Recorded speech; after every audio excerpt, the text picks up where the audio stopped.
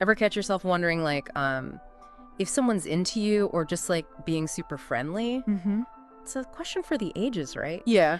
Would it be amazing if there was some kind of, like, cheat sheet for decoding those subtle signs? Right.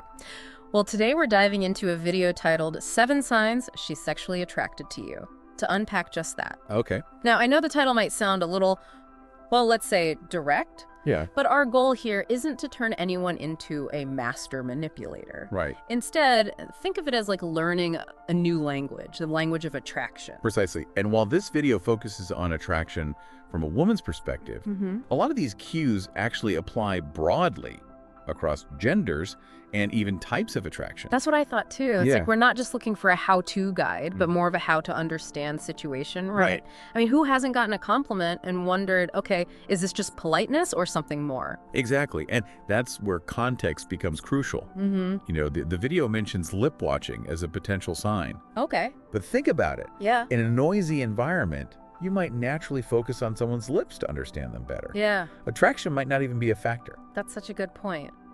So how do we differentiate between those innocent actions and, let's say, intentional ones? Great question. It's about looking for patterns and consistency. Okay. For example, the video talks about proximity and touch as signs of attraction. But some people are just naturally more touchy-feely than others. Right. The key is to notice if someone is consistently seeking proximity to you specifically, Okay. even when there's space or other people around. Okay, so it's not just about one instance of someone standing close to you at a party. Right. It's about whether they're actively choosing to be near you over time. Exactly. That makes a lot of sense. It's about noticing a change in their baseline behavior.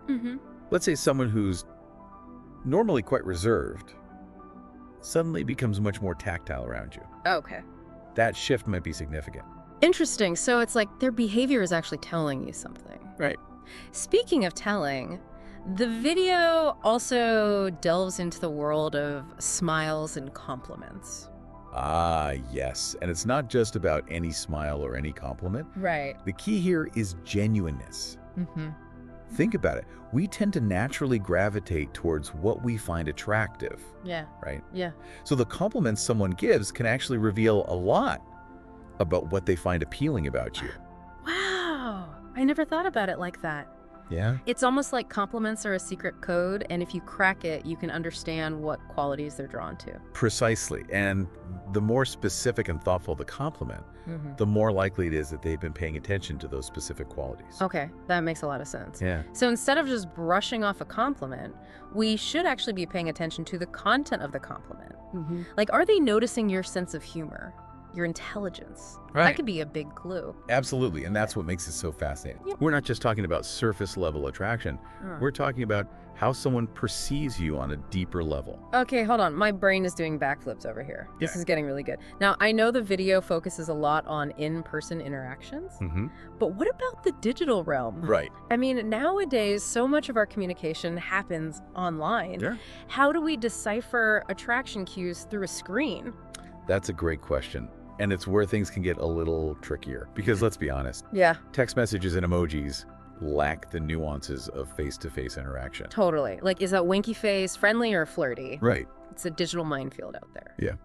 The video did mention that women might initiate contact online, like sending playful texts or reacting to your social media posts. Right. But how do we separate genuine interest from just casual online banter?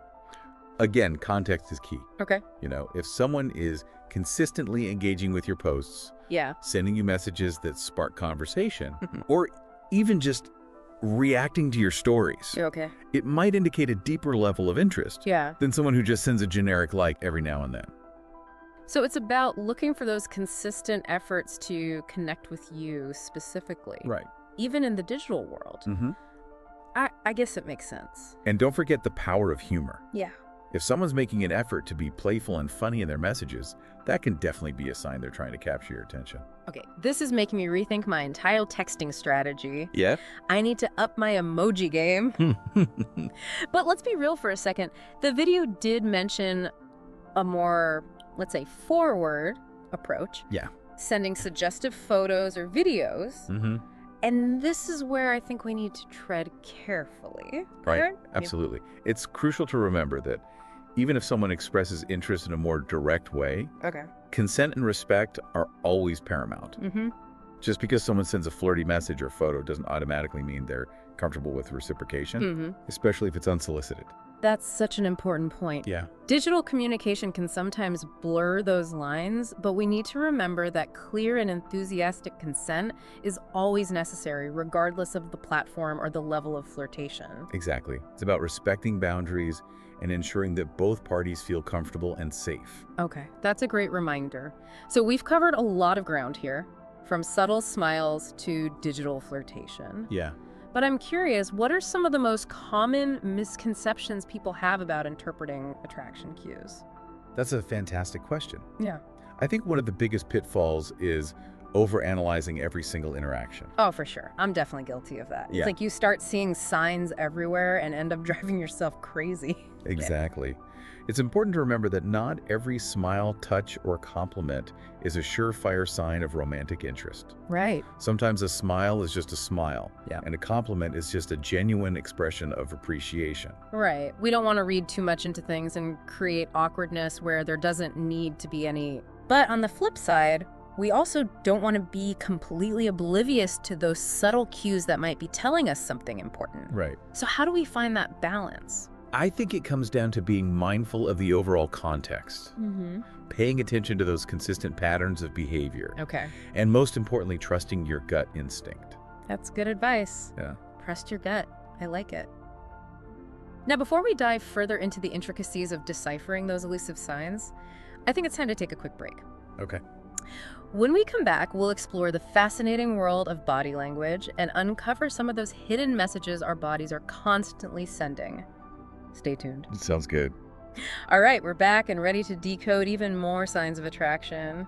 Now, we've talked about proximity, touch, smiles, compliments. Right. But there's another layer to this whole puzzle, body language. Yeah. I'm talking about those subtle cues that our bodies give off without us even realizing It's it. fascinating, isn't it? Yeah. Our bodies often speak volumes before we ever utter a word, and when it comes to attraction, Yeah. those non-verbal signals can be incredibly revealing. Okay, spill the tea.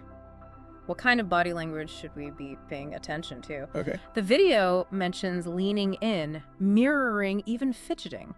Yes.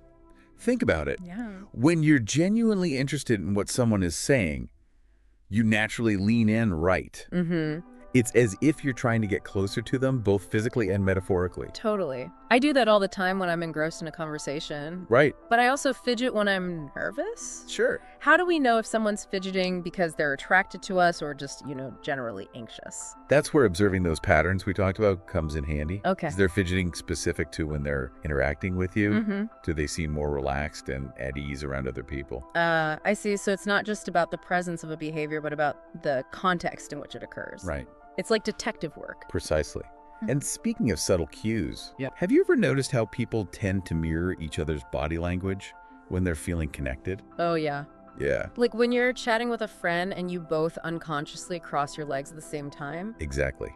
That subconscious mirroring is a powerful indicator of rapport and connection. Okay. It's like our bodies are trying to sync up to say, hey, we're on the same wavelengths here. That's so cool. Okay. It's like our bodies have their own secret language conveying messages we're not even aware of. Right. The video also mentioned things like playing with hair-biting lips or adjusting clothing as potential signs of attraction. But aren't those also just nervous habits? They can be, absolutely. Yeah. But those seemingly insignificant gestures often betray a heightened state of arousal or self-consciousness. Okay. Think about it. Yeah. When we're attracted to someone, we want to look our best. Right. We become more aware of our appearance, which can lead to those little preening behaviors. It's like we're trying to subconsciously signal, hey, notice me. But I guess the challenge is figuring out if those signals are directed at us or just a general nervous energy they have around everyone. Right. And this is why it's so important to consider the whole picture. Okay. To look for clusters of cues, rather than fixating on any single behavior. Yeah. Is someone making eye contact while they're fidgeting? Okay. Are they leaning in while they're twirling their hair? Ooh, that's a good point. Yeah. It's about looking for those combinations, those little constellations of attraction cues. Right. But let's be honest, sometimes even when we think we're picking up on all the right signals, Yeah. we still get it wrong. Sure. We misread those cues and end up feeling, well, a little embarrassed. It happens to the best of us. Remember, interpreting attraction cues is not an exact science. There's always room for misinterpretation, especially since everyone expresses attraction differently. Right. Some people are more overt with their signals, while others are more subtle. True, and I guess cultural norms and personal experiences also play a role in how we both express and interpret these cues. Right. So what's the takeaway here? How do we avoid those awkward misinterpretations and navigate this whole attraction thing with a bit more grace and confidence? I think it starts with being mindful of our own biases and assumptions. Okay. We tend to see what we want to see, especially when we're attracted to someone. Oh, 100%. Yeah. We put on those rose-colored glasses and suddenly every little smile feels like a love sonnet. Exactly. Yeah. So it's important to check ourselves. Are we projecting our own desires onto someone else? Yeah. Are we reading too much into a single interaction? Right. We need to step back, take off those rose-colored glasses, and look at the situation objectively. Are there consistent patterns of behavior? Right. Is this person making a genuine effort to connect with us? And if you're still unsure, communication is key. Okay. Sometimes the best way to avoid misinterpretations is to simply ask for clarification. Ooh, that's brave. Yeah. But you're right, a little vulnerability can go a long way. Instead of playing this guessing game, we can just be upfront and say, hey, I'm sensing some chemistry here. Am I reading this right? Exactly. And by being open and honest about our own feelings, Yeah. we create a space for the other person to do the same. I love that. Yeah. It's about turning this whole decoding process into a genuine conversation. Precisely. And that's what makes this so exciting. Yeah. It's not about mastering some secret pickup artist playbook. Right. It's about understanding ourselves, understanding others, and connecting in a more authentic and meaningful way. All right. I'm feeling inspired. But before we get too carried away with our newfound decoding skills, I think it's time for another quick pause. Okay. When we return, we'll explore some real-life examples of attraction cues and discuss how to apply these insights to our own lives.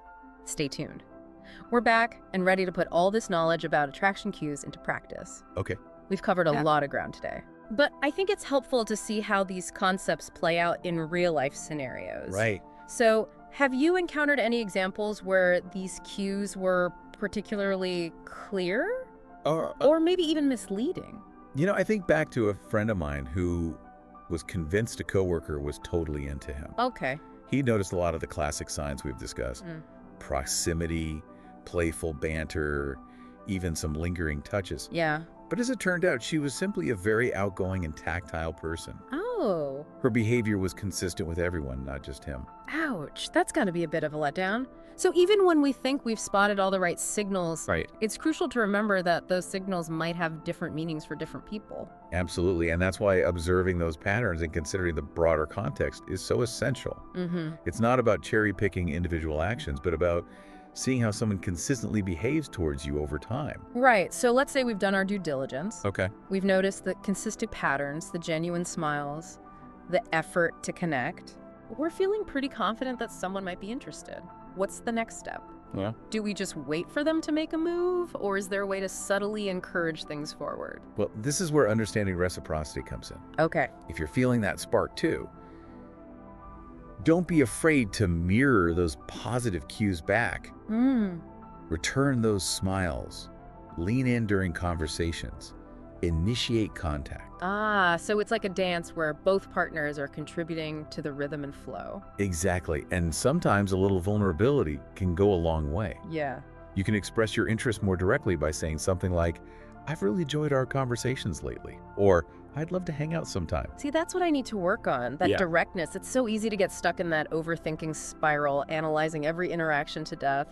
Yeah. But sometimes the simplest approach is the best. You know, one of the most important takeaways from all of this is that attraction is a dynamic and ever-evolving process. It's not about following a rigid set of rules, but about being open to connection, communicating authentically, and trusting your instincts. That's a great point. It's like we're all constantly sending and receiving these signals. Right. And sometimes those signals get crossed, misinterpreted, or even just missed entirely. Yeah. But that's part of what makes it so interesting, right? It's this constant dance of discovery and connection. Precisely. And even when those connections don't lead to romantic relationships, understanding these cues can help us build stronger friendships, navigate social situations more effectively, and just generally feel more confident in our interactions. So to all our listeners out there, keep exploring, keep observing, keep those hearts and minds open. Because the world of attraction is full of surprises and you never know where those sparks might lead you. Thanks for joining us on this deep dive into the fascinating world of attraction cues. We'll see you next time.